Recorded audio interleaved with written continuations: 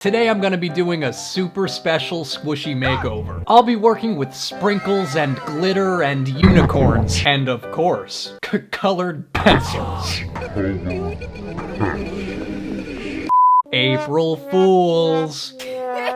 I'll be doing none of that. Probably ever. It's been a pleasure. An absolute pleasure. Disappointing you again, Sparkle Butts. So it's April. Easter's coming up. Spring is coming. Bunnies are mass producing. So I wanted to do a squishy makeover with little creepy cute bunnies. It's sort of a murder mystery. We needed some evil injected into it.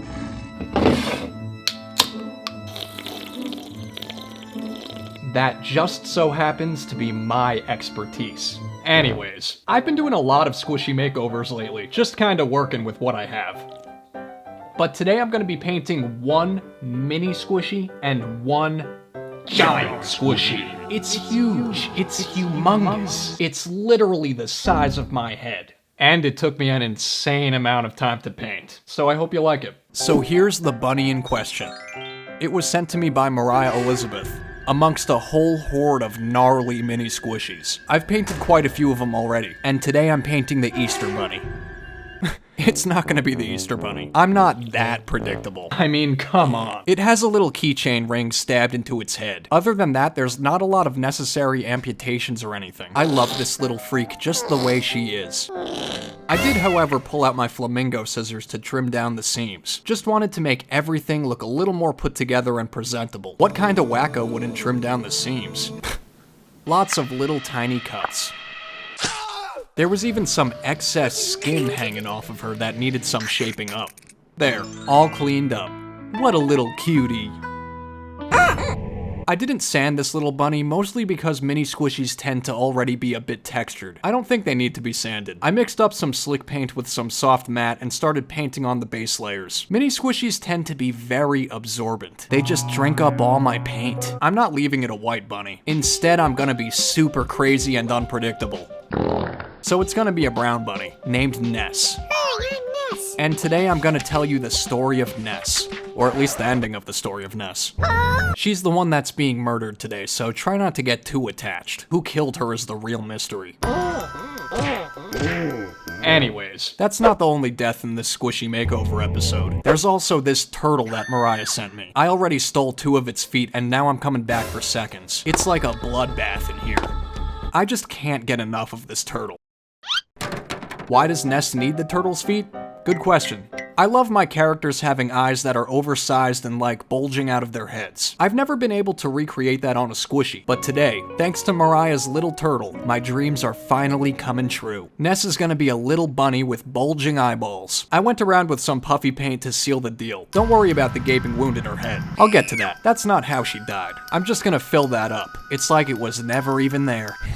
I'm blacking out the whole part where the face used to be. I think it was someone in a bunny costume before. That's not what it's gonna be anymore. I'm giving it a new life, a new purpose. It's not even gonna be a face anymore. It's supposed to be a giant gaping maw. What? Ness's big fat mouth. It doesn't look like much yet, but it's getting there. I gave her some giant buck teeth out of puffy paint. A couple weeks ago, I customized a Minnie Mouse Tsum Tsum into Bucktooth Mini. Ever since then, I've been giving everything buck teeth. I'm a little obsessed. So beautiful.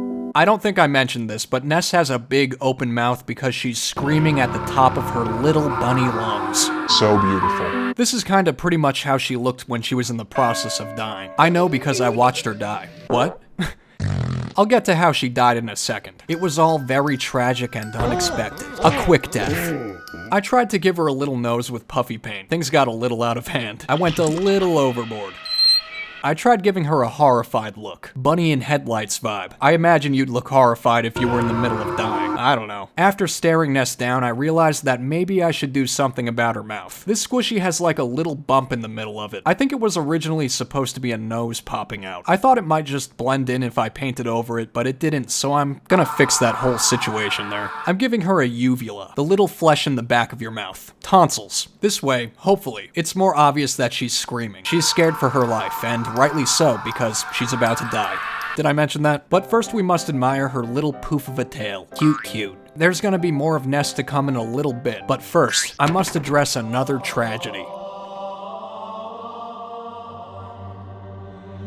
I had the great idea of painting a giant squishy today. This great idea threw time management out the window, but that's okay. I love giving makeovers to giant squishies, like the eyeball-eating rat. I'm still so in love with it. But I think I might enjoy painting mini or normal-sized squishies more, just because then you're not as stressed for time, and I just kinda like how funny and tiny they look. Especially with all the editing, if I want to get a video done in a week, I have to stick to a strict schedule. No fooling around here on the dark side. While I was sanding the squishy, a lot of the print just started peeling off. I honestly wasn't even sanding that hard. It was just coming off real easily. Little tiny cuts. I tried to get as much of it off as possible, but at some point I decided to move on. I'm gonna be painting over everything anyways, so it's not like any of it'll really show. So far, so good. So because it's milk, I figured I'd make it like chocolate milk. I'm thinking like Nesquik or Yoo-Hoo, going for that kind of vibe. I started off painting this milk carton in a lot of slick-only paint. I haven't done that in a while. Painting with only slick takes an insanely long amount of time. I guess I just forgot how long it would take, but I got there eventually. Anyways. Then I did the top of it in a dark blue slick-only paint. I needed something to be blue since I feel like Nesquik and Yoo-Hoo always has a lot of yellows, browns, and blues. Not sure why chocolate milk is always associated with those colors, but it is. So this was my way of incorporating some blue into it. It's already looking a lot like chocolate milk at this point. Before moving on any further, I wanted to plan everything out, so I sketched out my concept. Welcome back, Ness. Ness has made a return. I wanted it to look like chocolate milk dripping down. I started off doing the chocolate drips in slick-only paint, which was an awful idea. Probably one of the worst ideas I've ever had. Layering up that much surface area with slick-only paint is just not practical. It took forever. It's not too bad, but there is some texture down here since I was trying to do touch-ups and just ended up messing things up. But that's okay. We can all move on. I'm trying to add some depth to the drips, make them look more 3D. Not that they look really 3D, but you know, I'm still out here trying. I painted over Ness when I was doing touch-ups. Hasta la vista, Ness. Also, I was experiencing a fuzzy plague while painting this squishy. Fuzzies just kept showing up all over the squishy. I don't know why. Not exactly sure what the issue was, but that caused a lot of texture as well. The curse of the fuzzies.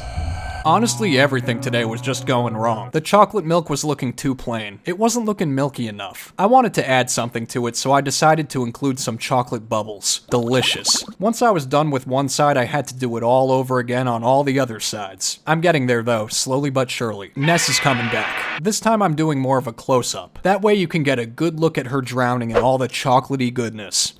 She was pushed into the roaring rapids of overflowing chocolate milk. Bunnies actually know how to swim. I know, I was shocked too, but that's what Google says. Ness was pushed in against her will, so she refused to swim. That stubborn little cutie pazootie. She'd rather die than do anything she doesn't want to do. Her high-pitched, obnoxious screams still haunt me to this very day. Woe is me.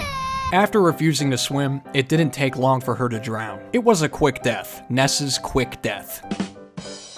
I mean, I'm not really too bummed about it. Still no clues on who pushed her in. Honestly, could have been anyone. Personally, I suspect the Sparkle Butts.